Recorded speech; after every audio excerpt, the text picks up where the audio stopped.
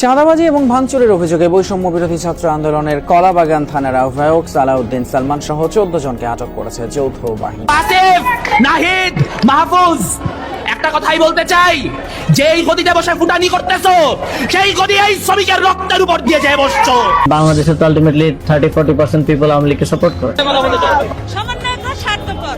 আমাদের যে আমাদের দেয়ালে পেট ঠেকে গেছে, পেট ঠেকার ফলে হচ্ছে আমাদের পিঠ ঠেকে যাওয়ার ফলে আমরা এই রাস্তায়। চোর সমন্বয়কদের বিন্দুমাত্র ছাড় নয়, লুট করায় সমন্বয়কদের হুমকি দিলেন সেনাপ্রধান।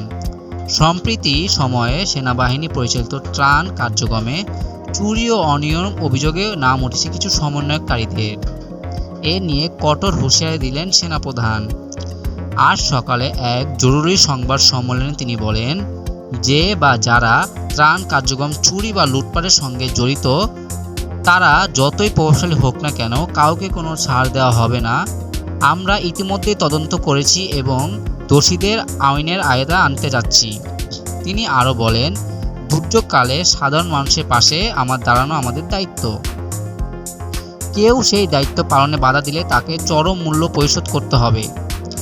সামরিক বাহিনীর কঠোর এই অবস্থানকে সাধুবাদ জানিয়েছেন সাধারণ জনগণ। অনেকেই মনে করছেন এই পদক্ষেপের কারণে দেশের দুর্নীতি ও অনিয়ম কমে আসবে।